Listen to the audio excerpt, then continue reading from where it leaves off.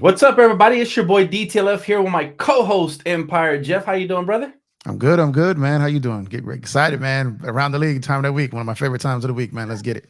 Definitely one of my favorite times as well, man. ATL is back, and this is a special episode because we're currently unofficially at the All-Star break. Starting tomorrow, it'll be official, and we got two special guests. Around the league ain't around the league without the amazing diehard Lakers basketball fans. So let's bring in the number one guest right now, Nakomi. How you doing? Now call What's me. good? Number one, nah. I'm somewhere in there. I'm top five. I'm top five. Top five. Top Top five. five. Dead or alive. What's up, For Dan? sure. What's up, Jeff? I'm What's going on, glad to be Brooklyn? back. What's Glad to going be on? back, What's man. going on? Glad to have you guys. back. Always a pleasure to have Nakomi. She definitely the homie. And of course, we got to bring in a brand new guest, making his debut, my guy, Ron Williams. How you doing, What Ron? up, Ron? Hey, great. Ron? Thanks for having me. Of course, man. Always a pleasure to debut another basketball mind. And Ron is a good friend of mine. We've been going back and forth via text message for years, talking Lakers basketball, NBA, and just wonderful podcasting, including our own. So it's a pleasure to have you on board, brother. And chat. Little fun fact: I was the one that gave Dan the flags that he waves on his show. Oh, nice. Oh, That is there a you fun go. fact. There you go. Oh, hey, I'm glad you brought that up. Yes, definitely. And by the way, shout out to Search, man, who's back with us.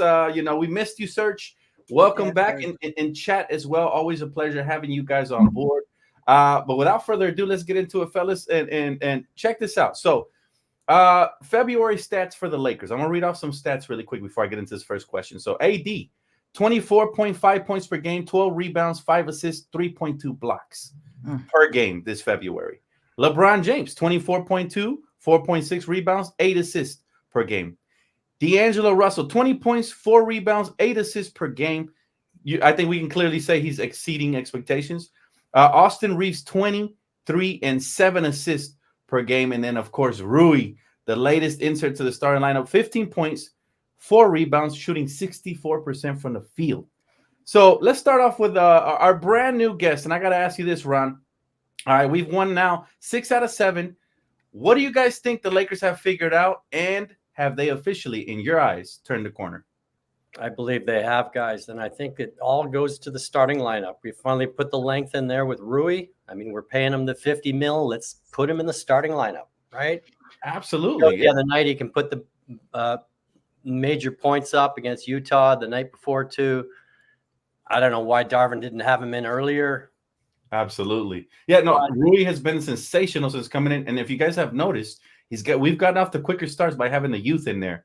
And I'm talking about D'Lo, Austin, and Rui together. Those three have kind of pushed the pace. So that's a great point, Ron, as far as the starting lineup. That is a huge reason, I think, why the Lakers have turned things around. Remember, earlier on, it was who was the starting lineup? It was Prince, right? Prince was in there. Cam Reddish as well.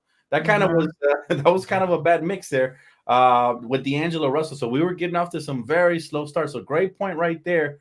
Nakomi, what do you think is the turning point here in the Lakers recent stretch? Well, definitely when we finally started to get Rui got back healthy after breaking his, I guess, some of the orbital bone in his face. So he was start and stop. I think he was such a big piece for us last year. I all the times that Darvin didn't play him, definitely this irked me to my soul. So I just really wanted to see that young core all together with AD and Bron back out on the court. And once we finally got that, unfortunately, Vando, came out a bit, and for the past several weeks, I guess 2 weeks now, he's been out.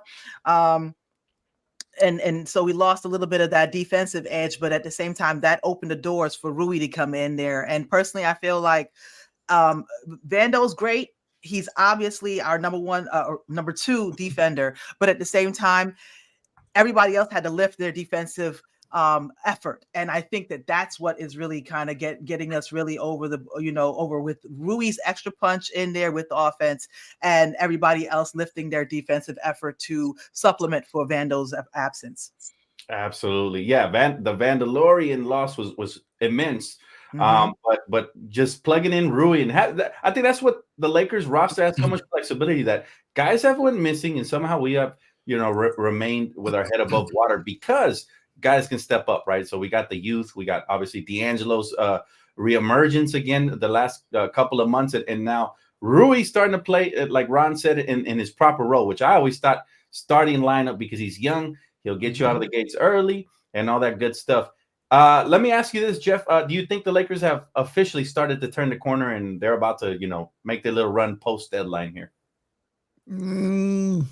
I need to see a little more just because this team, we saw a little run like this after they changed their starting lineup after about 9 games when they took Austin out, put Cam in. They went on a defensive run. They started playing well for about 15 games.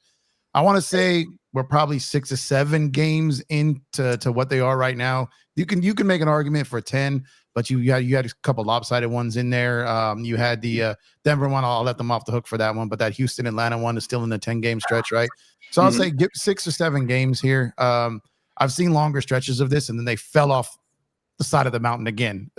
So I'll be comfortable if I see this for about 15 games. I think the turning point, oddly enough, is the same person, but 2 different situations. I think Vando getting healthy, getting in there, getting those other guys' confidence, freed up their offense because he could defend and rebound, and then getting hurt, as crazy as it sounds, because now Rui gets all the minutes while he's healthy now, and he's almost forced to start, right? So if you're sitting there, you've got a healthy Vando, if you got a healthy Rui, now they're going back this whole thing. Okay, where are these minutes going to come from? It's going to be Rui spot minutes and Vando probably there at the end for defense. Right now, it's Rui, get out there and cook. Vando's not looking over your shoulder right now. Go get started early. Get on the box early. Get in that paint early. Slay early. Just downhill Rui. And I think it's just completely kind of lit a fire under him. It's gotten him going. And along with that, in the last 2 games at least, of adding another guard there, which was supposed to be Gabe, to apply pressure to this backcourt that if you start slacking, this other guy's here ready to go. So it's just a combination of things. And dare I say, I'm probably going to get blocked by people for this, but dare I say that even Darvin Ham is showing improvement. He's not great. That's a good point. Great. Yeah, not great. As far as his timeouts are still lacking. He's still got some issues, but making the move to move Taurean Prince to the bench and not even float him back in there when other guys are out. So there are some things that he is doing better. Some of the offensive set they're running. The beginning of that Pistons game, you could tell that was a strategy. Like they sought out the paint nonstop. Rui, AD, Braun. That was strategy. Now maybe they're finally listening and they're doing what he's been saying all year, or he finally just said this clipboard is going to be used for other than just a meme, and it's going to be used for something. And those combinations are kind of. But Dan, give me 15 games of this, and I'll feel a lot more confident about them turning a corner. That's fair. That's fair as heck, man. Honestly, I don't think anybody should be confident just now because you never know if when we start up again the second half of or should I say the final stretch of the season, if they kind of come out lackadaisical again, because it is going to be an 8-day period of no basketball, right? We don't know what it looks like when it comes back. But I will say you guys all made very good points. My thing, I think when the Lakers started to switch things around was when we went through some injuries. As a result, D'Angelo also had to, take over more of the ball handling guard duties once he got reinserted into the starting lineup. When he did that and started playing more freely, and credit to him, I criticized him for going on his podcast, but credit to him because he mentioned he wanted to play more with the ball in his hands, and he has made the most of it, right? Now, I got to ask you this, Nakomi. Is this the best stretch we have seen of D'Angelo Russell's career right now? I'd say it is. I think he definitely scored more when he was with Brooklyn. Right. But I think I would say that he's coming into his own due to the fact that he can actually play alongside 2 other people with really big gravity, and not just basically get lost in the sauce and just take whatever they could take. He's actually being aggressive. From the beginning of the year, I said if he could stay aggressive like this, yes, and if their team can continue to share the ball, then we look really good. We look like no one's gonna know where to go, who to guard. So I think that he is. I mean, what is he? 30? I guess 28. He's 28. He's not even 30 yet. That's right. Yeah. No, AD's 30. Yeah. So he's pretty much in his physical prime. He's healthy. He's able to not just basically only get points when he's the only person on the floor or the best person on the floor, but he's actually also doing it alongside two great players while distributing amazingly, while putting the ball where everybody on the team wants it. You know what I mean? They got the chemistry going. So I think definitely D'Lo is playing some really, really good basketball. And if it wasn't for his contract being the tradable contract, I would be like they crazy for even thinking about getting rid of him right now. I mean, not saying he's going to be a lifer, but if it ain't broke, you know? Right. Well, you know what? To your point, D'Angelo's playing like an all-star right now. Can we all agree that, panel? D'Angelo's playing like an all-star. Like I said, 20 points, 8 assists per game is above where I had him. I had him at about 18 this season, right? So, he's playing over my expectations now. And then, him and Austin just look like a very formidable duo in the backcourt, right? A lot of people said it wouldn't work because they don't play much defense. And I got to ask you this, Ron. What do you think of the latest acquisition, Spencer Dinwiddie? How do you feel he's fit so far in his first couple of games? Oh, I like it a lot. He's an LA boy. His parents were there the other night against Detroit. Yeah. He seems like he's really added a lot of skill, veteran leadership, and backup for D'Lo. Take the pressure off of D'Lo so he can even be more free.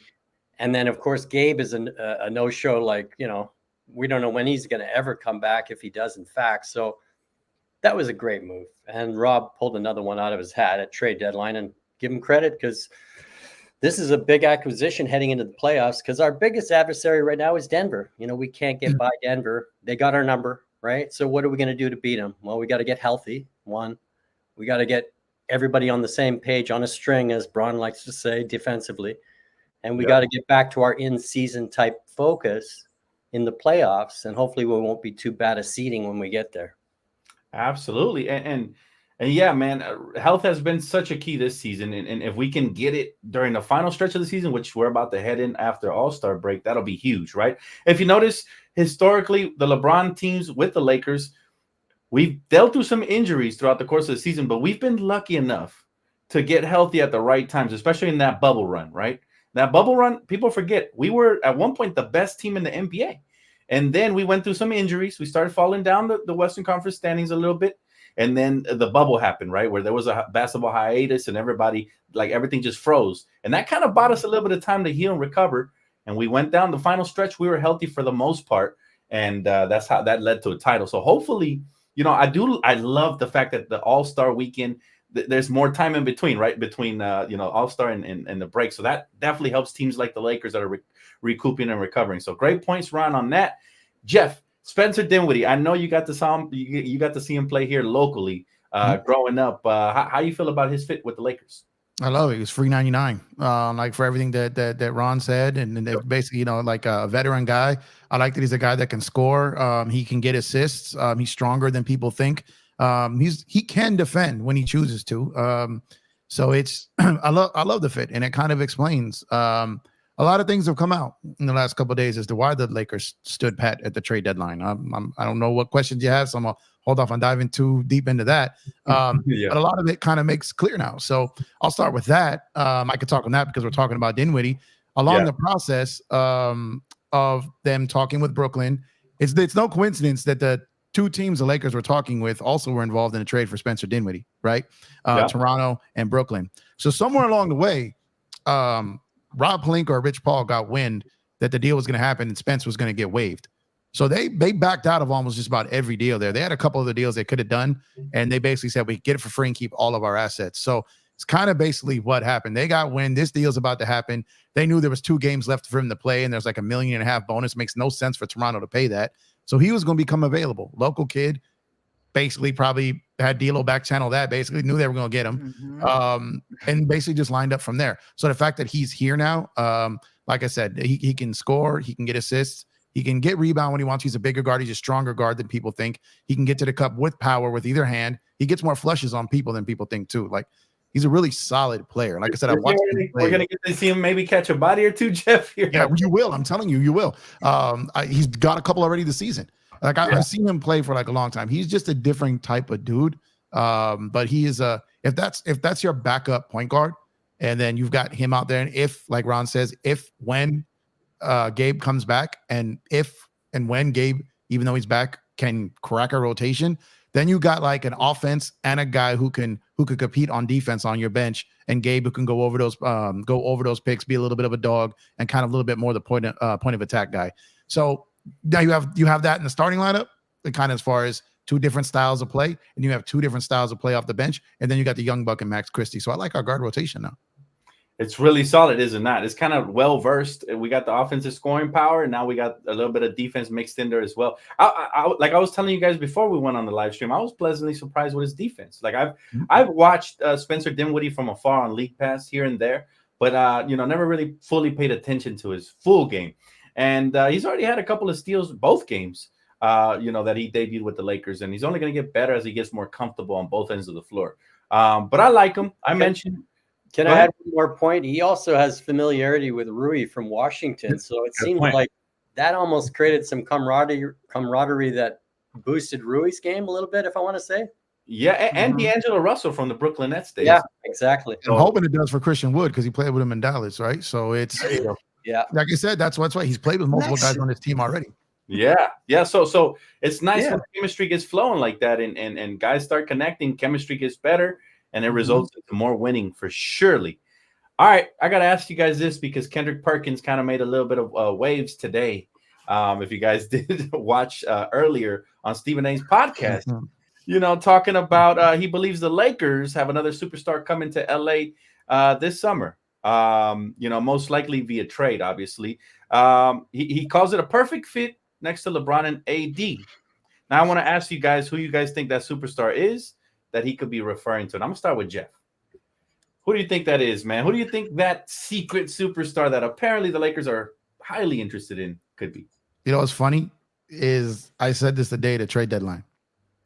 I said this on my show, so I can't really answer it, like, to be honest, because I'll say this. The Lakers kept their picks. Told you back channeling. The Lakers kept those picks. Yep. They've got their eye on someone, and the Lakers' top two targets are not Trae Young or Donovan Mitchell. They're not. Oh, they're not. Okay. Right? So now I'm not saying that just because the Lakers have their eye on someone or their hopes are for a particular person does not mean it's going to happen. But I will say this, and this is what I can say on it. Who said that today, Dan? That was Kendrick Perkins. Okay. Kendrick Perkins said that today, right? Yeah. What team does he work for? I'm sorry? What team does he work for? He's on ESPN, but he works for a team too. He does pregame, halftime, postgame. Wait, I'm not aware of this. What team is it? Boston Celtics. Oh, really? Yeah, I didn't know that. So if there's a locker room and there's players that Kendrick Perkins has a pulse of and checks into on the regular, there's also a player on that team who's got a very interesting extension coming up this summer. Right. So okay. Now, okay. So we're obviously it's all hearsay for now. It's all pure speculation. We're going off of what Perkins says. Perkins, like I said, even a broken clock can be right, twice a day. So Perkins has been wrong many a times. However, he is well connected. Like my guy Jeff said, he's well connected. I didn't know he worked for the Celtics. I really don't watch the network like that. But I'll tell you, as far as that goes, that's interesting. That's intriguing, Jeff. You kind of made me raise two eyebrows there. Nakomi, do you have any guesses of who this player could be potentially? He made me raise about three eyebrows. If I had a third one to raise, I would have raised it just now. I think I know who you're talking about, Jeff. But at the same time, I'm not completely sure. At the same time, if I were to pick anybody, honestly, I would have probably picked Trae Young. I'm not great at this. I'm not like Dan Stradamus. I usually get when I think stuff like that, I don't usually I need to see it before I could say, okay, yeah. But as far as, and I was kind of looking through the different who's available in a couple of years or who's going to be, expiring contracts and stuff like that. So I was like, I could see, I think I'd rather Donovan Mitchell than Trae Young. I think I could kind of go back and forth with that. I feel Dan was talking about on his show the Steph Curry part, and I was just like, don't know. that right there is, to me, is I can't see it. I can't Right, see right, that. right. You know what I mean? I don't see him. I don't see him wearing another jersey. But at the same time, if I had to say anybody, I probably would go with either. I would rather Kyrie Irving, because basically we wouldn't have to have him too long, so we probably wouldn't have to give up as much. Right. But at the same time, the Mavs owner is not going to let that happen, because he's a hater. So it is what it is. Let him sit there with his one championship, and we could basically look at all of it. We could just have all of ours right behind us. I would probably say Donovan would be the one that I would look forward to the most. Well, no. Sorry. Trey would be the one I would look forward the most to, because I feel like in the playoffs he wants that smoke. Right. So I would like Trey. I would like Trey. I've been a longtime fan of Trae Young. The thing about him, obviously, he seems like he's a big market type player. Like he would just fit in perfectly here or New York or any big market like that, right? They're going to ask for a lot. They were asking for a lot for, obviously, DeJounte Murray, right? They didn't want to flip him because they didn't feel like one first-round pick and, one young asset. So they're going to ask a lot for Trae Young. Is he going to be worth the price of admission? We'll see. Ron, if you had to take a wild stab in the dark, man, at who the said player could be, that the Lakers could be targeting this summer, who do you think that is? I'm going to go with a couple LA boys, Zach LaVine or Paul George. Wow. Okay, those are two shockers for me, because Zach LaVine, I'll tell you, Zach LaVine's injury history will make a lot of Laker fans say, but then again, those are realistic targets. Paul George, doesn't he become a free agent this summer? Yeah. And he has in 06, 05, 06, I think. Yeah, strangely, he didn't sign the same deal that Kawhi was offered. So. I see. Okay. Wow. Okay. My guy Ron definitely thinking outside the box. Those are two names I didn't even have in my stratosphere, let alone up here in my noggin. So Clutch Client, don't forget Clutch Client for LaVine. That's right. You're absolutely right about that. Now, I will say this though, he did mention the word superstar. I'm not sure I see either of those two at this point of their careers as superstars. Paul George is probably closer to that than LaVine, but when I think of superstars, the reason I brought up my theory that Nakomi was talking about today was because I look at the dire situation that Golden State is going through. They don't have many draft picks left. They don't have too many assets they can flip and go get themselves another, Captain Save-A-Ho type star. They can come in there and rescue their legacy. So I actually think that their time is up. Like I really do. And usually when a franchise's time is up, you look at somebody like Curry and the work he has put in for the Warriors. I think they're probably going to deem that, hey, wherever you want to go, we will respect as long as we get a mega haul for you in return, right? So I look around the NBA. Obviously, you got the Knicks. I mean, Curry to the Knicks would be insane, even though they have Brunson there already. I don't think they'd ever not try to acquire Curry on the Knicks, right? Even at his age. And then you got the Lakers. I think those are the two teams that outside, because like Nakomi said, I always saw Curry as a lifer there with Golden State as well. However, if there was two teams that I think could get their hands on him, it would be the Lakers and the Knicks, in my opinion. And so that's why but this is definitely a reach. It's definitely a way outside the box. And the only reason I brought that up is because they had conversation for LeBron, right? They opened up dialogue, meaning they involved Clutch and LeBron in the decision of if he wanted to play with Curry in Golden State. Yeah. But if you guys go ahead. My bad, Jeff. No, I just wanted to, Jeff, Dan. I want to say big head, so it's no. I will say this. I was really thinking about it from when you were talking about it. I was just like, man, when you were talking about it, I was just like, you know what? That makes sense. Number one, because Perk, I don't really believe a lot of stuff that Perk said, but Perk sounded real confident with that statement. He sounded kind of confident with that statement. And I'm just like, come on, don't be saying something confident like that and then have it come back around on you like you didn't know what the hell you were talking about, or else nobody don't want to hear what you got to say ever again, Perk. You know what I mean? Nobody want to say what you So I was just like, okay, he talking big stuff like he know what he talking about. And with that being said, and like you said, superstar, there's maybe two of them in the league. I mean, people that I would put in that level, and I'd like to believe. I mean, maybe it might be hyperbole that he's trying to boost it up. Oh yeah, they could be just a star, but he's saying superstar. Right. You know what I mean? I mean, you could say that Curry and Braun are megastars or whatever you want to say. That's what I call them. That's the next tier now. They've watered down superstars.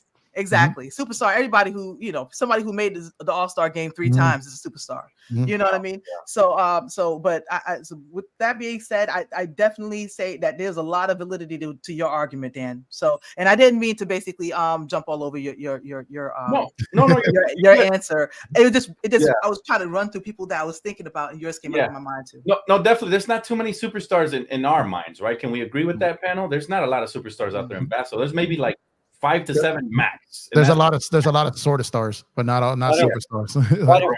Why don't we all count them right now? There's Jokic, there's Giannis, okay, there's Embiid. Okay, I'll give you that when he's healthy. There's would you call Jimmy Butler? No. He's that's a sort of star who elevates during the playoffs, but that's a sort of star. Jimmy is, I guess. Yeah. Kawhi Leonard. He's on the door. He's on the fringe. Yeah, he is. I don't give it to him. To me, it's like I'm a title contender because I'm in the building, I'm here. But Kawhi, I don't think Kawhi's ever been a superstar. Jeff, the Clippers have had the #1 record since the beginning of December in the NBA, and he's the #1 reason why. And he's playing most of the games like he hasn't before.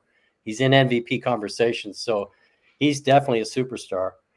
And then who else do we have? It's 4, definitely LeBron and AD. And then to counter what you just said, Ron, I will say this: your best, availability, your best ability is your availability, is what they say, right? And this guy's rarely available. I mean, SGA's. I mean, OKC is a top guy. I don't got SGA as a superstar. You know what I mean? He's the main reason. So and I don't have AD as a superstar either. I don't think he's a superstar. When AD is on, he's a superstar. Like when he was on the end season, like when he locks out as the best defensive player in the year, like he can when he's focused. Yeah, he's a superstar. But again, like you said, Dan, availability is it's big time. Yeah. It's big time. But he's been available this year pretty well.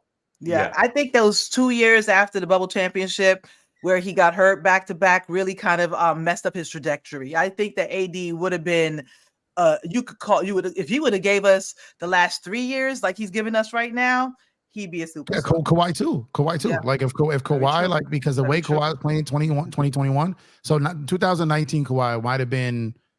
I mean, and then 2020, right? And then 2021, he gets hurt. All of 2022 out. So AD and I kind of linked them together in that. Like they were on the fringe, and then both kind of because of their back-to-back seasons fell off it. But it's all objective, right? I think the narrative changed on AD after he got destroyed by Jokic in the Western Conference Finals. Because before that, he was trending up to the best big man in the league. We were legit saying that the way he was playing, right? So I will agree with Ron on this one. I do believe he's a superstar when healthy, absolutely. But just getting off topic, can we all agree that Jokic is the best player in the world and Denver is definitely the odds-on favorite to win the title again this year? I disagree there, Ron. I will tell you why. I like Jokic. He's a great player. He's a superstar for sure. I believe they were just a product of convenience last season. Like there was a lot of things that could have went wrong for them that went right, and vice versa. There was a lot of things that could have went right for some teams that went wrong towards the end. That kind of propelled them to that. I'd have to see it again to believe that they're the best team. They got our number, and I agree with that. They definitely have our number, and that's one of our biggest hurdles against Boston. I'm going hardest matchup. They have that's the hardest matchup.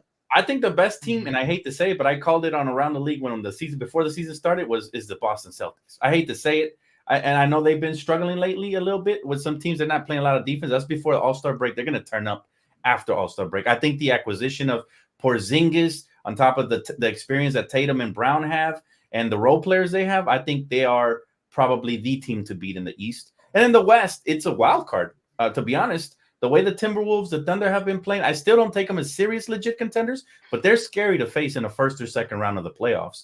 And then obviously you got Denver there. The Lakers, I believe, are going to come on strong here in the second, the final third of the season. But there is is there like a true clear-cut best team in the West right now? I don't see it. In the East, I see Boston right now. I see Boston. I think Milwaukee was right there up until they fired their coach, and now Doc Rivers took over. We know how he operates, right? They just can't defend. They just can't defend. And it's like, and to get towards the end, Boston, it's tough because you look, Boston's one injury away from being in real trouble. Like their top 5 is stacked, but their bottom 7 is not much to look at. So it's if one of the Jalen or Tatum go down or Porzingis goes down, which with those knees, that's a tough bet, to have. And their head coach is shaky come playoff time too.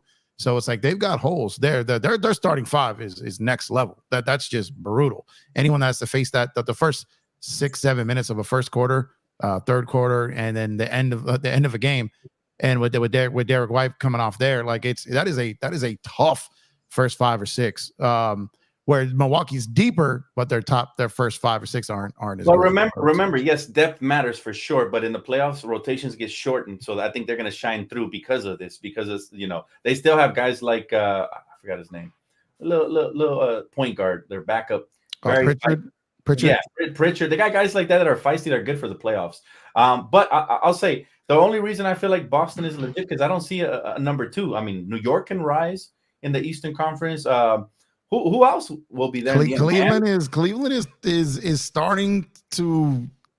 I'm not buying all the way in on it, but the way they defend, the way they can defend, they could be all world defensively. Okay, so let's do this. Give me your favorite to come out of the East and your dark horse, and same for the West. Let's start with Ron. Who's your favorite to come out of the West and East? Boston, and the dark horse is Milwaukee because of the Doc Rivers and the Patrick Beverley additions. And again, I'm just going to jump ahead a little bit, but if we got Denver and Boston, I'm going Denver in the finals. Wow. Okay. My guy's a believer of Denver. I like it. Definitely a hot take. Championship DNA, baby. Yeah, I mean, they are the defending champions, so you definitely give them the respect, right? So that Jokic Murray pick and roll, it just is unstoppable. It's brutal. Yeah. We'll see if they allow him to play in the playoffs defense. If not, then you might be right. If they don't allow him to play defense like they did last year, then you might be absolutely right. Okay, so those are 2 good picks. Now, let me ask you, Nakomi, who do you like West and East favorites and dark horses? I'm gonna have to. I guess you would have to put Boston as the favorite. Their starting 5 is ridiculous. And then you got to worry about Porzingis. It's you got all that going on, and then you got to worry about Porzingis. But dark horse, I agree with Ron that Milwaukee is that dark horse. To have Doc sniff the chip again, and to have Giannis sniff the chip again, and Dame finally get there, and Patrick Beverley finally get there, and that the rest of that team, pretty much that most of that whole core from the last Milwaukee championship is still there, right. And they're going to be there. So they're going to. I honestly, call me crazy. I'm going to basically go with Milwaukee over Boston. Maybe I'm just a homer. For the I hope you're right. Lakers. I think that would be awesome. Right. And then I'm writing a movie script. I'm gonna have Denver versus Lakers again in the championship. For the West Coast championship, with Denver being the favorite. Because I mean, everybody loses games. I mean, so it's up and down basically, but I think that Denver would be just right there in the middle to but at the same time, I feel like the Lakers are going to be, doing some things and making that punch. I mean, you got King James, you always got a chance. And call me crazy, I'm going to basically pick us to go over Denver. We got it. Why? Because I believe it. Right. It makes no absolute sense. They beat us every single time, but I feel like everybody could climb over that mountaintop. And if anybody can, I feel like King James and AD wants another shot. I think D'Lo is gonna go crazy in that game. Those games anymore. So but I will say that I'm gonna go with Lakers Milwaukee in the finals this year. I like that. All right, Jeff. Give us yours, man. I'm writing fantasies. You got a good fantasy though. I would say the favorite in the East is definitely Boston. There's a couple dark horses that Give me your dark horse. So I feel like the team that should have the tattoo dark horse is the Miami Heat, because they always in the playoffs they can beat Milwaukee and they can beat Boston easily, and every time I pick against them, they embarrass me. So like they make me look stupid. So I don't want to fall for that again. But I look at their team and I can't see it. But then the playoffs come and all of a sudden that team beats people. So I'm gonna come a different approach for a sleeper, if healthy. For a sleeper right now, I don't think this team has any chance to win a championship, but I think they could go on a run, and that's the Knicks. Oh, you took my pick. Damn, I was hoping. That's the Knicks. Only because those guys, OG was a major part of why Toronto gave Boston all those fits. Now he's a Knick. Yep. All those pieces they got there. Brunson is going to give Holiday fits. I know he's a very good defender. But and then you've got some guys that can get out, and Thibodeau, I think, will try to figure a way to bug Porzingis out there. So a lot of things have to go right. But like I said, I'm gonna go with New York slightly over Miami because Miami is just the prototypical dark horse. It's in their DNA. Mm-hmm. But I really like all the moves the Knicks have made with their roster this season, before the trade deadline, at the trade deadline. And they still haven't looked complete yet. They still haven't looked complete. We still got to see how Julius looks when he comes back. Obviously, OG has been injured as of recently, but he's going to have all this All-Star break to regain it. The Bogdanovich fit is like a glove, bro. And then the West, the Bogdanovich was a crazy pick. In the West, so I've got Denver as the favor overall right now. They're defending champions. They pretty much all but Bruce Brown and Reggie Jackson has had games where he's filled that role, especially when guys have been out. So I'm going to go Denver as the favorite in the West, and the dark horse. I feel like every other team, whoever it is, 2 through 8 is a dark horse in the West. Like I feel it's Denver. I feel it's Denver, and then everyone else. So because of that, I don't have any lack of confidence saying the Lakers are the dark horse. I'm just going to go with that. They got Braun, they got AD. They too have championship DNA. Those two. And so if like Nakomi says, if D'Lo's hooping, continues to go up, if Rui's doing this, what are we gonna get? He's playoff Rui now. What are we gonna get in the playoffs? And I just pray to the basketball gods that we get Vando back, because I'm not convinced we are. But that will be my dark horse. But I still have Denver as the overall favorite. I'm taking the over. I'm taking the over on 10 charges taken by Reeves in the playoffs. Right. I'm taking the over. We haven't seen much of that this year. I haven't seen a lot of that. He's gone more to the trying to pull to draw fouls rather than draw fouls through offensive fouls, basically. But I love he made a quote last year, and I put it up on my wall at work. It said, "Win." It just basically said nothing else matters, just win. He's a winning player. He is a winning player. He is, and a lot of people discredit him there, but he's sensational. Now, I'll give you guys my picks really quick. I'm going to shock the world here, because I'm going to say that the favorites, even though they don't have a lot of experience, they have the talent, and I like their roster from top to bottom. If we're talking playoffs, it's going to be the Timberwolves. All right, now let me tell you, last year they were starting to make some noise. They were still wet between the years. They get eliminated early in the playoffs. This year, I think they have a great shot. If they're healthy, I like their roster from the top to the bottom. They got the experience now, and Anthony Edwards has taken his game to the next level. I wouldn't want to face them in the first round, second round. Third round, you might have to go through them, but that's going to be my favorite, believe it or not. Yeah, they don't have championship experience and all of that, but youth is the new movement in this modern NBA, especially the way, if you guys have noticed, it's all gravitating towards offense. Well, here's a roster that could play both sides of the basketball and exceptionally well. And when things start slowing down in the playoffs, they're going to have some solid defense. They got the wing defenders. They got guys like, obviously, Gobert, Cat, they can throw the ball down to, go give me some buckets. And then Anthony Edwards playing like a dog. I can't wait to see what he does in the playoffs. So they're my favorites to come out of the West. My dark horse is going to be the Lakers. All right, it's going to be the Lakers. I do believe Denver, as good as they are, they were a one-year fluke. I don't think they make it out of the West this year. I think they'll be a second, third round exit at best. So I'm going to go Lakers just because who wants to face us in a 7-game series if we got a healthy LeBron, Anthony Davis, D'Angelo Russell playing this way, the way he's playing right now. Rui's reemergence, especially if he stays in the starting lineup, which is a huge question. What's going to happen when Vando comes back? Is he going to replace him, or is he going to – I would let him rock right now. And then, obviously, the bench. We have a bench now. We got Spencer Dinwiddie. We have Taurean Prince coming off the bench. If Jackson Hayes continues to be an efficient big who can, rim protect a little bit, play some weak side defense, rebound, and do the dirty work, he's going to work wonders for us in the playoffs. That's what we need from him, honestly. And then Christian Wood. Christian Wood really hasn't found his role yet on this team. Maybe he can be some sort of a X factor for us off the bench in the playoffs, spacing the floor, helping us get second chance points, rebounds, stuff like that. But I really like our roster this year in the playoffs. We just got to get there, right, ladies and gentlemen? We just have to get there first. That's it. And then once we get there, then we will figure things out. Now, in the East, it gets interesting because obviously my favorite is going to be Boston. Not my favorite in real life, but the favorite out of the East Coast. It's got to be Boston, man. I said it since before the season started. That Porzingis acquisition And the Drew Holiday acquisition really scares me. It does. I think they have a high chance of landing number 18, as much as I hate to say it. And I think I just threw up in my mouth. But I think they have a great chance at getting number 18. I got to keep it real with you guys. I don't think we can beat Denver. You don't think we could beat Denver? You said. Well, he doesn't have Denver getting there, so that's what he. Yeah, I don't have Denver. I want to add my dark horse in the West is the Lakers. I hope they get by Denver. I'm just being realistic. Yeah. I hear you completely, Ron. But what if we don't even have to go through Denver? You know what I mean? Because look, Phoenix is having issues better with them.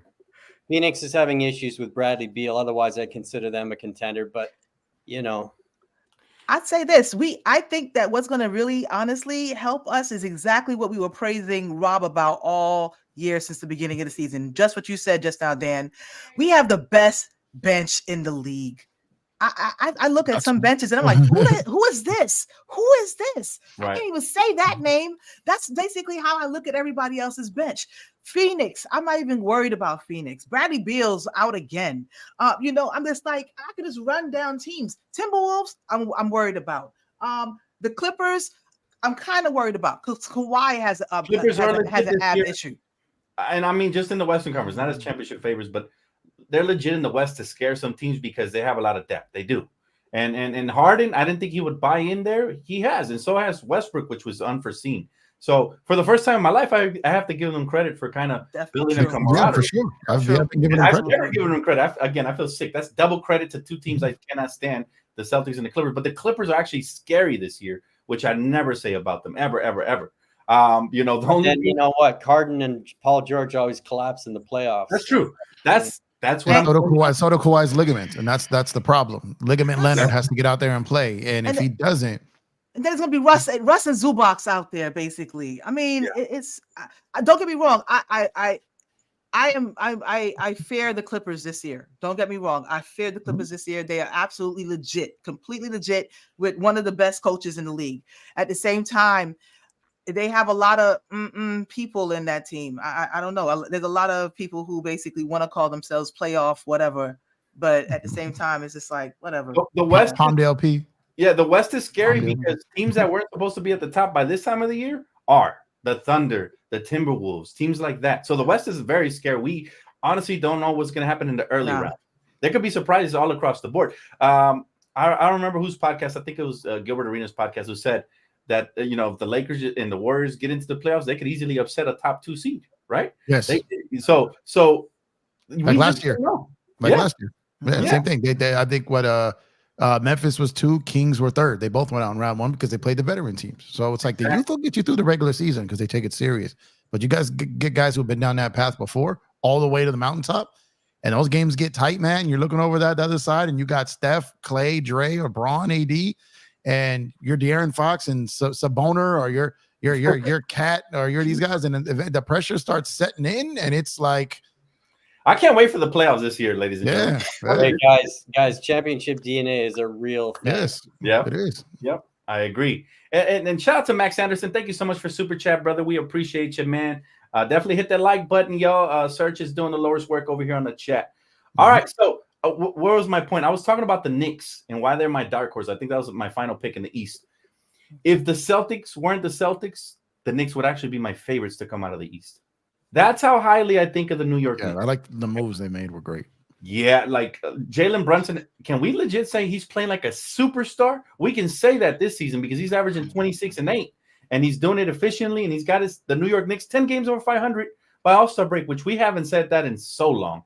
So, and he's doing it in spite of injuries as well. He keeps, carrying his team and doing the right things. OG Anunoby was, I wish it was a trade that I wish the Lakers would have did because I've always been a fan of his defensively, and he's exactly the type of wing defender that really thrives in the playoffs. And I cannot wait to see what type of matchups they use him for. And then also, like I said, man, Bogdanovich was the acquisition. Bogdanovich was the acquisition of the trade deadline. Right, there were some good ones. The Dallas Mavericks came in second place with their 2 bigs they acquired. That was great, right? Daniel Gafford and PJ Washington. But Bogdanovich is going to add. You're talking about they just acquired an 18 to 20 point per game scorer without giving him much, and they add that to the core of Julius. They add that to the core of the guys we already mentioned, and now the Knicks are really scary. If there's one team that can take out the Celtics in the 7, I believe it is. I believe it is New York. And they're going to get Mitchell Robinson back. They thought was going to be out the whole year. They're getting him back. So that's another big to throw at. Yep. I forgot he even existed, man. That's how long he's been out for. So they're going to get him back. So and Precious was a good underrated acquisition as well. What kind of guard depth do they have now? They gave up Quigley and also Grimley and Grimes, and then they got Hart, they Brunson. Yeah, but Hart doesn't. He doesn't create his own shot, does he? He can. He's just not his role. He doesn't put the ball on the floor. He can blow guy. He can go, but he can go. He can put the ball on the floor a little bit though. But he's not. Hartenstein has been playing well as well.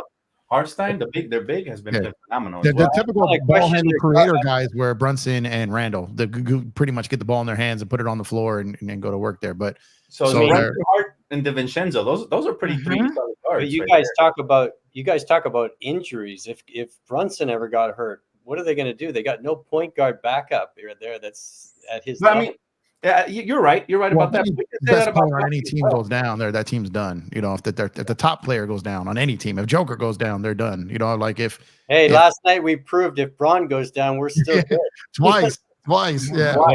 But Brunson goes down, that team doesn't matter who his backup is. That team is done. So that's what it is. When you lose your best player in the playoffs, you may be able to get a game or two if you're playing a lower seed, but you're probably not. You're not advancing far. You know, it's crazy. Remember that when we did our what did you call it? The contenders and the pretenders, right? Oh yeah. And like when we did that show, we had our like core five, and when we revisit that now, I believe we were pretty much most of our picks were the same.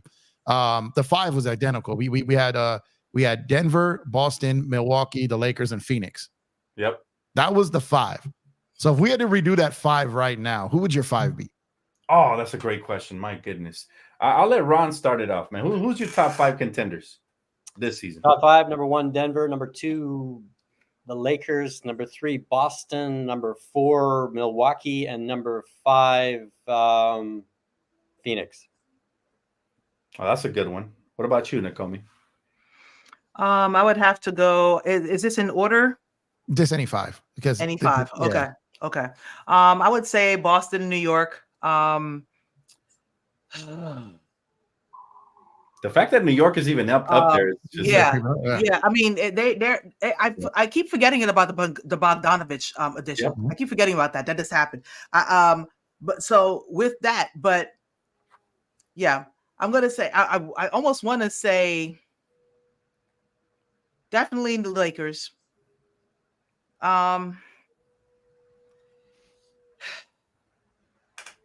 The Nuggets.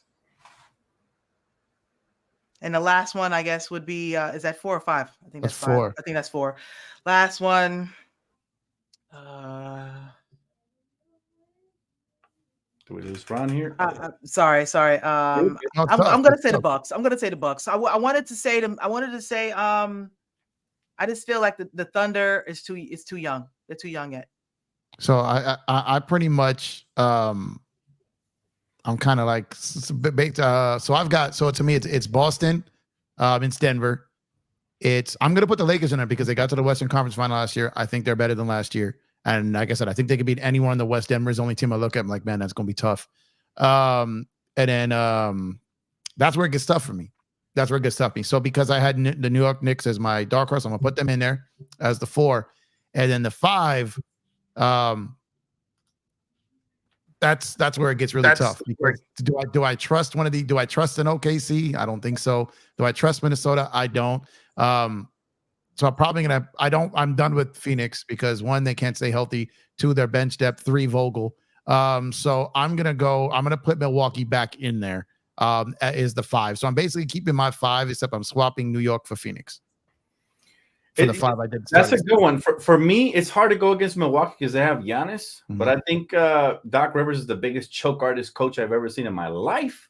And for those reasons, I'm out on them completely. Yeah, that's a good point. Once they got that coach, I said he's not going to know what to do when there's adjustments being made in the playoffs and they're double teaming Giannis and forcing other people to beat them. What are they going to do? Yeah, you got Damian Lillard, but has he felt comfortable since he's gotten there? He's shown flashes, right? So we'll see. But I'm going to go. So I'm going to go, obviously, there's 2 teams that I had last year that I'm going to take out this year that I don't think they're true contenders. I might be wrong and it might come back to bite me. But that is, I I think it is Milwaukee and Denver. I removed them from my top 5 completely. I got Hey, Dan. Don't forget they have a de facto coach on the floor in Pat Beverly. yeah. Well, I actually think Play Impact. They got Play Impact. The legend of Play Impact with his camera and everything, huh? Mhm. Well, okay. So removing those 2, actually, I'm gonna put the Timberwolves for the first time. In the up there. Boston is the favorite for me. I'm gonna put the Lakers. We got LeBron and AD. They're healthy. Anything's possible. I'm gonna put the New York Knicks. If they can somehow get by Boston, or if they can avoid the matchup, and they're in the Eastern Conference Finals, I got them going to the finals. As long as they don't match up. You remove Phoenix and Milwaukee from your original 5, then, right? No. I'll leave Phoenix there. Actually, I actually believe. You just did 4. Sorry. Yeah. I believe Phoenix is my 5th because Kevin Durant, if he gets hot, he's capable of elevating anybody to the finals. He's that talented. That's why I'm so disappointed in his decisions he's made in his career, because he's that good, right? You still got, obviously, you got Devin Booker, you got Bradley Beal. If he can just find any sort of health, that would be huge for them. Well, they signed somebody, right? Was it Marcus Morris? Was it? Who did they sign? They signed. No. Well, they traded for Royce O'Neal. Right. I like that acquisition. That was a good one. He played well the other night against. I feel like they did sign someone too. Why can't I get off the top of my head? Let me check that real quick. Yeah, so they signed somebody. I could have sworn, and I was like, okay, this might be a little dangerous acquisition. They just, if it was Marcus Morris, then definitely it Marcus. I didn't see it, but I feel like something. Let me see here. Yeah. By the way, when Kyrie got intentionally injured 2 years ago by Giannis, I definitely felt like the Nets should have won the title that year, and that would have changed everything. Man, that was a very disappointing team as well, with led by Kevin Durant. I thought they would go a little bit further, right? Yeah. So yeah, that was definitely disappointing. By the way, guys, really quick, because we've been on this question for a minute, just to get to the rest of the questions, it's All-Star Weekend. Do you guys still look forward to any of the events, and if so, what is your favorite? Otherwise, are you guys just gonna sleep through it? Just gonna how you guys feel about All-Star Weekend? Oh, I like it all. Yeah. Yeah, I like the rookie sophomore game. I like the celebrity game. I like the skills competition. I like the dunk contest. I like the 3-point contest. I will be covering it this year, so I'm excited about that. It's the first time. It's all great. I love it. All the celebrity content. It's great. Awesome. I'm glad there's still some spirit in the All-Star Weekend, because a lot of the oomph has been taken away from like the dunk contest, where the stars don't go no more. If they compete in the All-Star, they've been implementing some rules to try to get them to compete. If they compete, it gets fun to watch. If they don't compete, it could be a snooze fest. What do you think, Nakomi? What's your favorite event? Well, of course, the All-Star game itself is great, and they made it better with putting in those Kobe rules, those 24 rules. Yeah. So basically, it's like you playing a pickup game and it's a win by 2.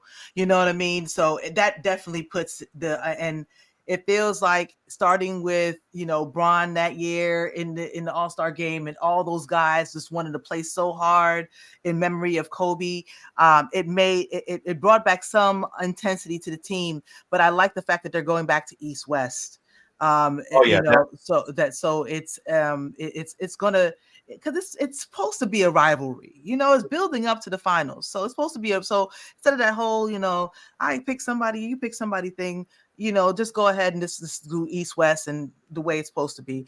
I am looking forward to the slam dunk competition. I've skipped it for the past several years, because Jaylen Brown is actually going to be in it. I think that will, and Obi Toppin is going to be in there. Who else did I see? Did I see Jaime was going to be in there? Hopkins is going to be there. He's representing people. I didn't know he had hops like that. I mean, I picked him up on my league because I saw him since summer league. That I was just like, okay, my man, I didn't even heard of him before the draft. But yeah, you didn't watch him in UCLA when he was here? I live out on the East Coast, so I don't really follow too much of that. Basically, I love them in UCLA, Ron. I love them in UCLA. But Jaime Hawkins being there just made it worth watch for me, as well as, like you said, Jaylen Brown, a true high flyer, and the closest thing to a superstar that we've had in the dunk contest in a while. In a long time. Yeah, it's gonna be good. It's gonna be good. And I'm looking forward to seeing the 3-point competition too. Especially with the little. So are they going to have the regular 3-point competition, and they're going to have an additional competition of Caitlin versus No, not Caitlin. I'm sorry, Sabrina. Sabrina versus Curry. I think that's gonna be dope. I think that would be dope. For sure. I can't wait for that. That's actually the event I'm looking forward to the most after the dunk contest, the 3-point shootout. What about you, Jeff? Is there any particular events you're going to tap into? I like them all this year. And like I said, they went back to the rivalry format. You know, it's Bad Boy versus Death Row again. That's what I love. So we're getting that version of it. We're getting, like I said, some names in the dunk contest, names in the 3-point shootout, the Curry. I'm excited about the weekend. I always watch it. I find myself, especially the All-Star game, complaining about it usually because it's just when you kind of just, okay, I'm not going to look at this like a basketball game. It's just going to be kind of cool to see all these stars on the same court at the same time.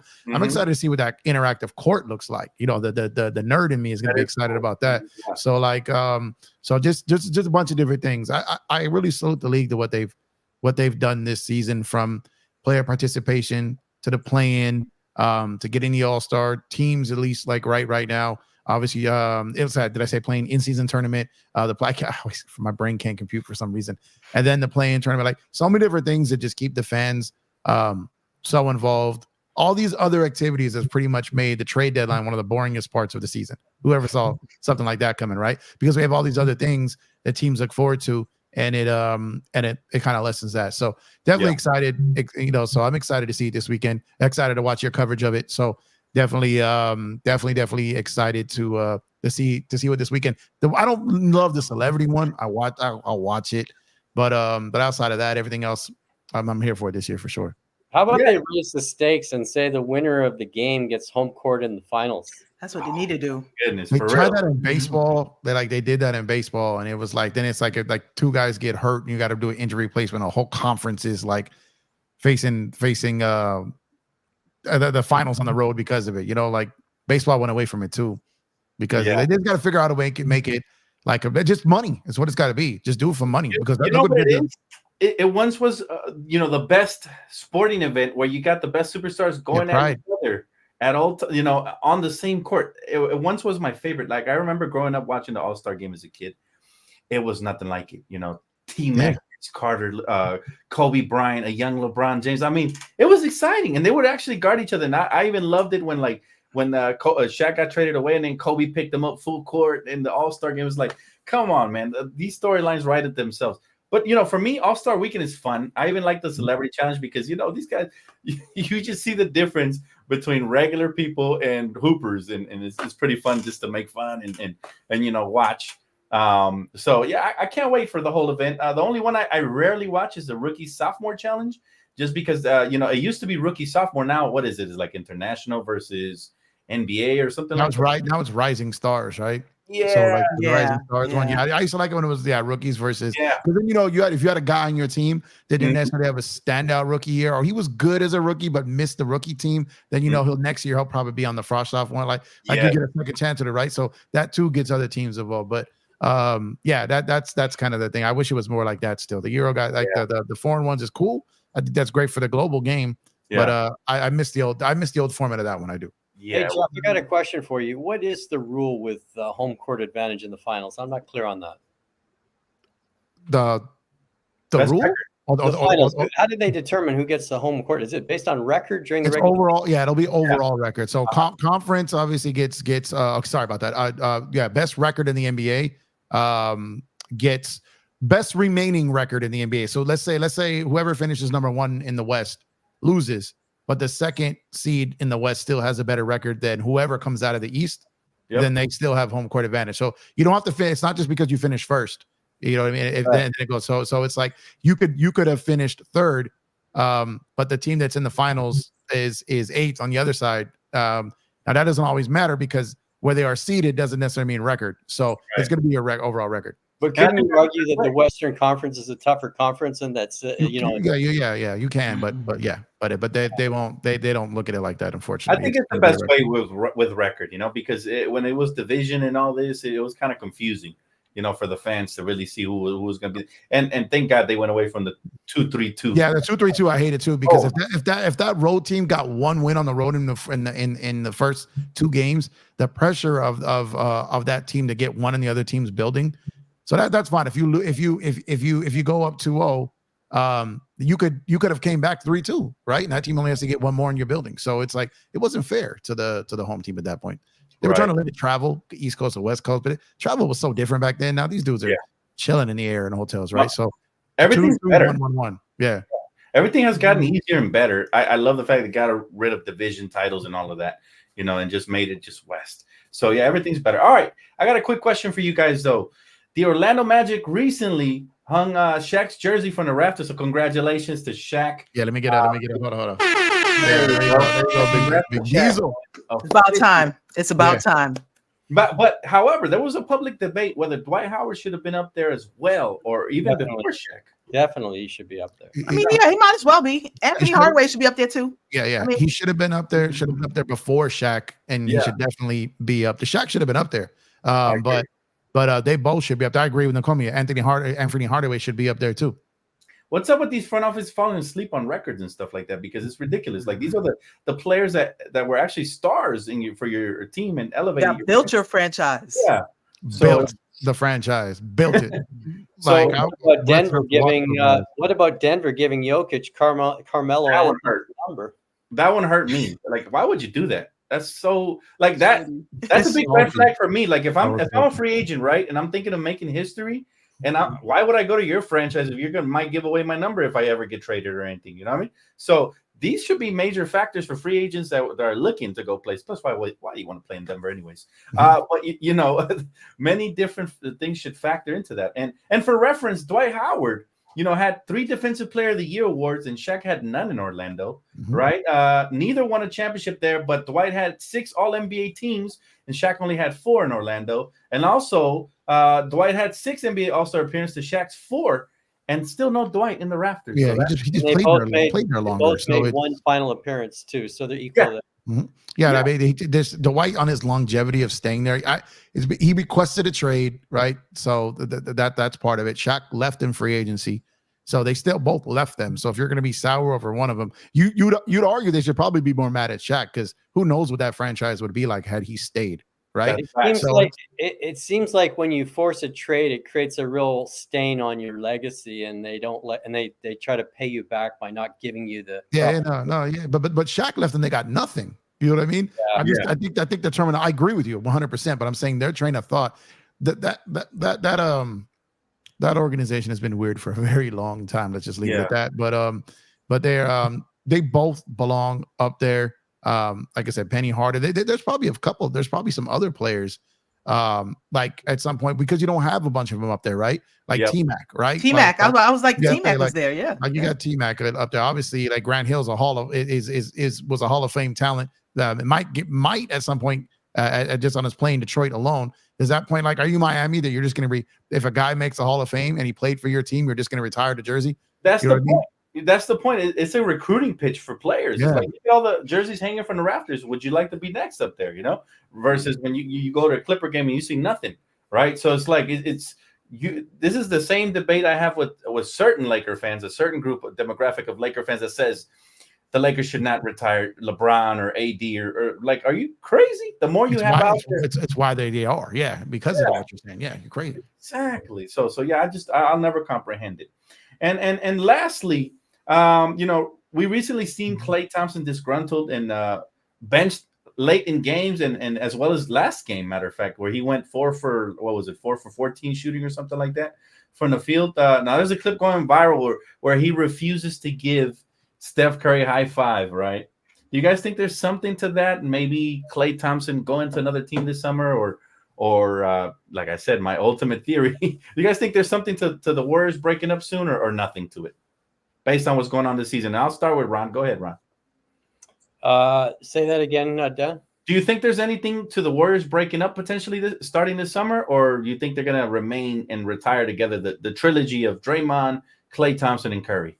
I think they're going to retire together. I think they're going to give Klay a 4-year deal like they did Draymond. You think so? Yeah. Wow, that would be really risky. And a 4-year deal, 25 a year, and like keep the legacy, keep those statues up front. Like. Create some legacy for the guys that built it and put the franchise value up so high. You got to show some loyalty, like you said. Yeah, but I just, you know what, man, And he can play off the bench like Russell's doing Westbrook. I mean, he can come. He doesn't mind 25 that. million a year though is a stretch, man. He should be happy with 15 to 20 the way he's playing. 25 million is. But you gave Draymond 25. You got to give Clay 25. That's tough. All right, so you predict they'll stay together. Fair enough. Jeff, what is your prediction? They stay together. But I think it's about 15 mil a year. I think he takes less because he can't defend like he used to. Draymond can still defend, and Draymond is basically the point for Draymond. Draymond's ability to get the ball to Steph is still tremendous value. Dre is more valuable to the Warriors than Clay is right now. So I think his money is higher because of that. I think there's so many people in the league who underappreciate what Draymond does on a basketball court because he doesn't score 20, 25. Right. They don't win a single ring without him. True. So Clay, I think they come back, and there's a lot of reasons why I believe that. But I think he comes back. I think it's less than Draymond. I think he's about 15 per for the reasons I mentioned.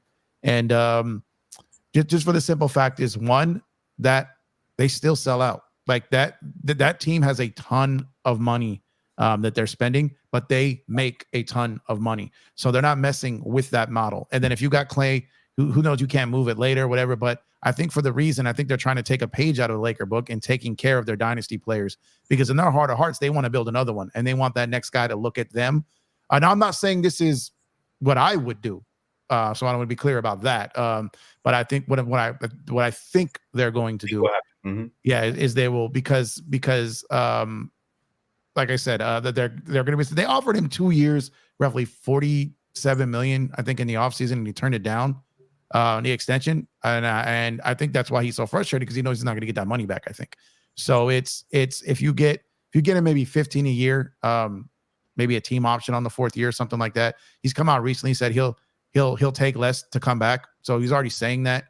So when you're negotiating through the media, that's wild, right? So but yeah, so I think they come back. I don't think they blow it up. I think Steph, I don't know if all three of them retire Warrior, but I think Steph does. And outside of that, like I said, that brand new arena, they just print money up there. I don't see them. Same reason why LeBron still means so much to the Lakers, even probably up to 42 years old. That if he's still about it, and it's still because the amount of money, the box office portion of it, and to a lot of these owners, winning isn't the only thing. Matter of fact, it's hardly the main thing sometimes. So box office wise is why I think they keep it all together. Yeah, and I'm going to add to that, Jeff, that's why the Lakers are definitely going to get Bronny in next season to keep LeBron there. Very possible. They'll figure it out. Trust me. They'll figure out how to get Bronny. Well, that leads into what Marcus Gutierrez is asking here. Thanks so much for Super Chat, bro. He said, how much stock do you put in LeBron going to a team that Bronny is drafted to? And anybody can go, man. Whoever wants to. I'm going to start on this one and say, look, Rob Pelinka was at the first game at USC on Bronny came back from his heart condition. And he's eyeing to get him in there. Even if we had to give up Max Christie, he's coming. And we're getting Bronny somehow or another. And LeBron's staying here, and it's going to be a whole lot of fun seeing Griffey and Griffey Jr. on the floor. I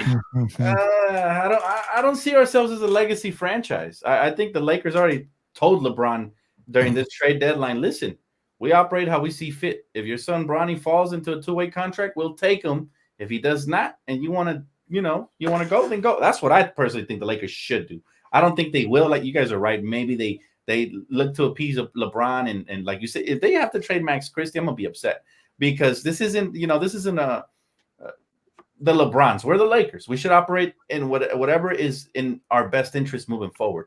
I know a lot of player fans would love to have LeBron and Bronny, but what has Bronny really shown? Hey, Dan, just like Thanasis in Milwaukee. I don't get that. Milwaukee ain't winning a chip without Giannis. That's at his peak, though. LA ain't winning a chip without LeBron. I think they'd put LeBron's puppy on the floor if they got him at 27. You know what I mean? Like, you know what I mean? But Bron at 39, which is like, yeah, that Bron is going to do what Brady did. He's going to 45 the way he's at. No, he could. Easy. He's not gonna leave until that scoring record is as far as it was for Kareem when Kareem basically left it. People thought that it was impossible. That's where LeBron's gonna leave it. Guys, how about this notion? both his boys on the floor at the same time with him. Yeah, it's possible. And so I'll touch on this next. Possible, but should it be done? No. So what I'm saying, it's possible, but it on the floor, and then have all the ball boys G-League, on the other team. Bron does a rehab assignment in the G League. like my thing is this. I believe the Lakers will try. I think they will try to make him happy. I think they will try, as they've done with everything. But I think the Lakers have reached a point with LeBron that if it's too expensive, they're not going to do it. So if Rob can get one of his boys to draft him, to take him off the market, so someone else doesn't draft him and hold him for ransom over the Lakers, like I could totally see the Clippers trying to snatch him up. I could totally see Dallas trying to snatch him up. So if Rob can get one of his partners, because believe it or not, like he has a lot more people around the league that he actually rocks with than not. That's a false narrative. But outside of that, I think people are forgetting the second part of this story. People are holding on to the first narrative, but they're not holding on to the second one. This was the first time. Like everyone's convinced that Bron's going to the Knicks. The same thing happened when the All-Star game was in Cleveland a couple years ago. Same thing happened. He's going back to the Cavs. He's not going to extend. He's over it. But pushing P, capital P, all the stuff he was saying, right? Then he extends, right? Oh, if they don't make a trade, he's going to the Knicks. He's going to the Knicks. He's going to the Knicks, right? So we've been here. We've done this before. The first part of it, he said that it was his dream to go wherever Bronny is. That's the first thing he said. Then he walked that back a couple months later. No one's covering this part of it. He walked it back and said, whoa, I just meant to be on the same floor, even if he's on another team. Maybe that's my dream, but doesn't mean that it's his. Maybe Bronny doesn't want to be on a team with his father, right? Let me ask you this. Do you think he walked it back because the Lakers flexed their muscle and said, listen, you might have gotten away with murder in Cleveland. You didn't get away with it in Miami, and you damn sure ain't getting away with it with the Lakers. Look, at the end of the day, we got to get our soul back, guys. At some point, we have to operate like a franchise that cares about the franchise moving forward. Ain't no way in hell we should take Bronny with a first-round pick. He hasn't proven first-round pick numbers yet. He looks like he needs to stay a couple years in college and continue to develop, because maybe it could be because of his heart condition. You know, I'm not saying that he sucks or anything, but we haven't seen enough of a sample size where we could truly say he's a top 30 pick in the NBA. Yeah, as of right now, he's nothing. I don't even know if he's a second-round pick yet. I do know he's not. He's not. And I think I'd like to believe in my fantasy world. I mean, yes, LeBron is a very, very, imposing figure. And I'm sure, not saying he's any type of harassing way in his family, but I'm sure that if he says something, they will take his lead. But I'd like to believe that Bronny at least might have said, hey, Dad, I actually feel like I might want to stay here and get as much as I can out of this. I'd like to believe that Bronny has been around the league enough to know there's levels to this shit. You know what I mean? And to authentically be able to grade yourself. Hey, Shaq's kids had to grade themselves. Jordan's kids had to grade themselves sooner or later to realize there's levels to this. And I mean, I could push for it and try to maybe, push as best as I can, but there's going to be sooner or later. He's gotten as far as he can. He has to take himself the rest of the way. And I'd like to believe that he went to his dad and said that. And I didn't know that he walked that back, Jeff. I'm glad you told me that, because I'm not exactly sure I'd like to believe that he would have done it. Yeah, but that makes more sense. That might have been a strategic move to make the price a little less for getting him later. Now, that's a good point. And I was just thinking that right now. What if LeBron is a mastermind, right? He's a genius. He's a basketball savant. So what if LeBron told Bronny not to go his hardest for USC because we're going to get you on the Lakers? That could have happened. What if because Bronny showed a lot of potential in high school, but when I tune in to watch him play for USC, he looks like a shell of what he showed. He might be tanking it to get to the Lakers.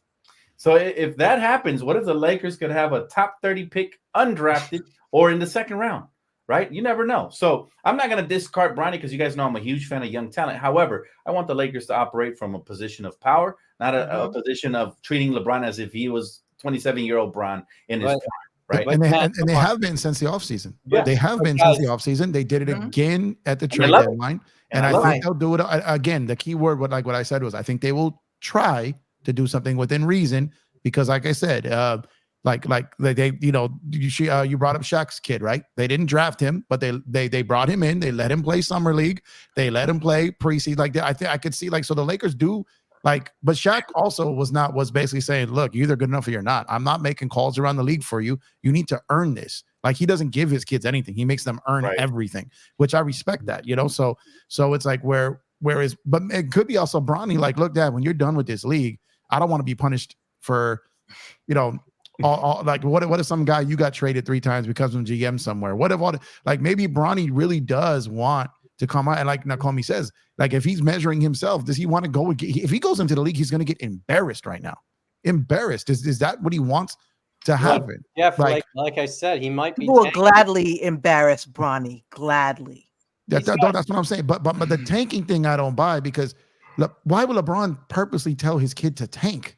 Well, not just to go to the league, like they're competitors. I'll tell you this: LeBron James is going to buy an NBA team. It's probably going to be the Las Vegas team. I'm pretty sure they're going to make that happen. When he has that type of power, he can do whatever he wants. Meanwhile, then the Lakers, you know, they're going to operate I believe, from a position of power. Now, this is guys. Let's just keep it really 100. No Bron, no Chip. All right, period. Oh, we know that 100%. That's absolutely true, but that has nothing to do with Bronny. Well, if Bronny is the main force in next season, we need Bronny. So let's get him. The thing is, the main force in next season is $52 million. Yeah, I think people need to remember that. Yeah, I dare him to opt out of that and go find anywhere near that money elsewhere. I dare him. I mean, he probably could get it. Where? 50 mil? Nowhere that matters. Whoever, if he can get it elsewhere, then why not take a pay cut to help the Lakers stay competitive? That's the point. You know, if he can just take a pay cut elsewhere, why not take a pay cut to stay here? And then maybe we can go and bring Bronny as favorite to him. But there has to be some give back in order. They're going to try, but they're not going to give away unprotected first round picks for him. Like, I don't, unless, like I said, I give him Jalen Hood-Schifino for Bronny right now. That's fine. I mean, Jalen hasn't developed into anything, so that's I'd be okay with that. However, Jalen Hood-Schifino is still a first round pick, so you're still giving up a first round pick for Bronny, who isn't a first round pick. And I'm not even sure another NBA team. I think the other NBA teams want the Lakers or want LeBron thinking that they would draft him with the first round pick to try to get the Lakers to overpay, right? Mm-hmm. But again, Rob Pelinka has become quite called the bluff guy. And he's been very, very good at sniffing out bluffs. And guys, let's give Rob the credit. He's the best GM in the league. It's not even close. Well, he's great. I'll say that he's great. And I've stood up for him plenty of times. But like I said, I agree with Dan. I agree with you too, Ron. No Bron, no Chip. But also, like, the Lakers had 16 of them before he got here. So it's like they're eventually going to figure it out, just like they will figure it out once he's gone.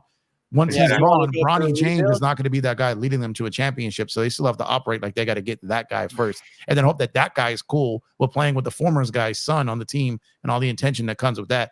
Because whenever Bron is, because while I think Bron can play till 45, he's not going to be this until 45. You know what I mean? Yeah, and the bottom line is we've already given LeBron everything he's wanted leading up to this point, right? Up until this trade deadline. This is the first trade deadline where we said, skirt, like, hold your horses, LeBron, with the hourglass. Mm-hmm. Like, we're going to sit here. We're going to wait for the best buyout candidate. We're going to go with that, right? So that's all I'm going to say as far as that goes. But I love it. Ron bringing the fire. Look, I know there's a lot of player fans out there that want us to draft Bronny and do whatever it takes to get him. But I'm pretty sure the Lakers know what they're doing, and they're going to figure out. They're going to figure out what they have to do moving forward. I just don't want the Lakers to lose their soul. We're not the LeBrons, we're the Lakers, right? So at the end of the day, hopefully the Lakers operate from the best position of power, and that's it. And we can because of that, Dan. It's LA for life, and we bleed purple and gold, right? That's right, my brother. That's right. Oh, is it about that time? It's about that time. Oh, okay. That time. Well, really quick segment while hopefully we get my guy Ron back. So yeah, man, if y'all want to pledge your loyalty, obviously you guys, we're all diehard Laker fans in this chat and beyond this chat. So listen, man, we want to celebrate with Court Kings, purple and gold till the end of time. Pledge your loyalty with this banger right here. LA Lakers for life. You see the skeleton, man. Even after he's deceased, this guy is still holding up. Yes. Yes. Yo, that one's tough, son. That one's tough. I'm gonna get that one for real. Oh, you think that one's tough? Wait till you see this one, homie, because check this out. We bleed purple and gold on this side, Now fam. that one gets the. All right. Yeah, All yeah, right. yeah. So it's There it is. 2024. We're bringing the I'm vibe. getting two. Shout out to the graphic god, Chris, because Shout out to you, Chris. if you bleed purple and gold, this is definitely the T-shirt for you. And I'm That looks telling like you, a- man, Like a absolutely. purple and gold mohawk. That looks so dope. Yep. Yeah, that's right. And you can see the blood, sweat, and tears, man. Yes. My guy is sweating out purple and gold, man, as it should be, man. Goat company for goat t-shirts for goat people like you guys, man. So if you guys are diehard Laker fans, now's your way to show exactly where your loyalty lies. And The what is fire that? emojis in the chat for the I graphic like gun, that man. one. He killed Yes, both those joints. He absolutely. killed both those joints, man. Shout out to Chris, Absolutely. man. And we got our guy Go Ron. hard. Go hard. That's some power issues, guys. Sorry about that. No, you're Oh, good, you're brother. good. Hey, you've killed it today, man. Thank you so much for coming on, man. That pretty much wraps it up for us. But we can't go without thanking the wonderful, wonderful panel, man. And I'm gonna give them a chance to shout out whatever they want. And also the chat, man. You guys have been sensational. Some very hilarious comments on here. Kurt, man, Kurt is the MVP. He's hilarious, bro. He said we already had a father-son duo with Pippen and Malik Beasley. So that one was hilarious. But all right, let's go ahead and let Nakomi shout herself out first because we appreciate her presence. Thank you for gracing us. Go ahead.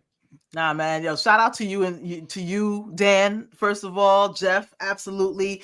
Every time I go on live, you guys just pop in real quick, search. You guys are MVPs, man. I really appreciate all your support. Call Me Nakomi World is my channel on YouTube.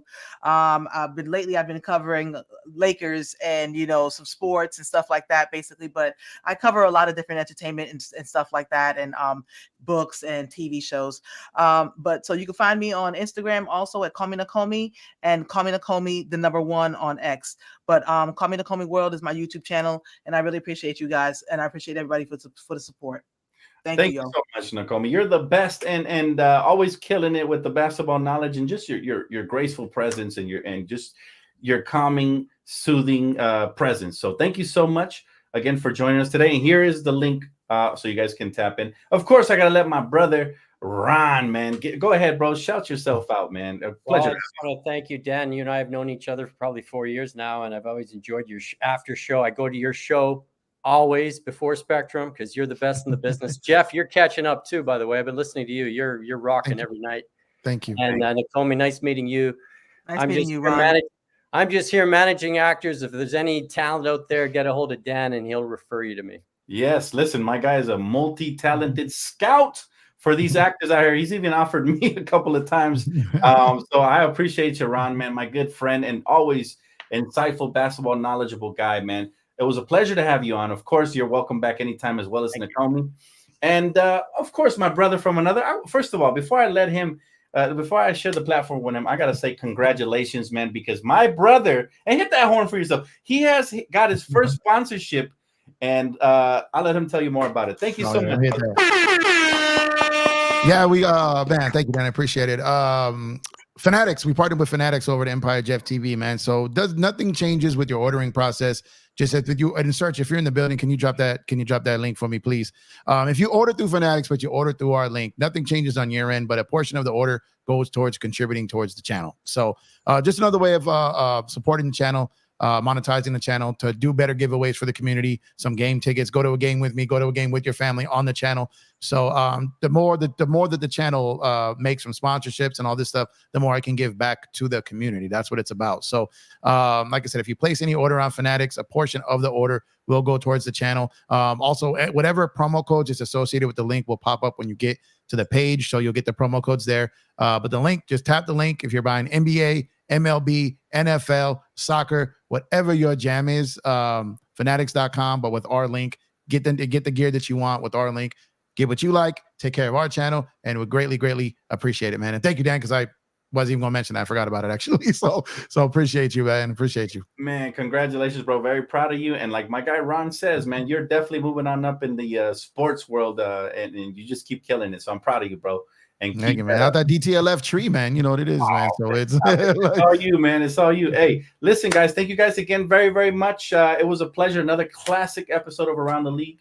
And we're going to be here for you guys hopefully next week if everything goes according to plan. But thank you guys again. Chat, best chat in the world. Search, We salute you, my friend. Thank you for always posting the links and all that good stuff.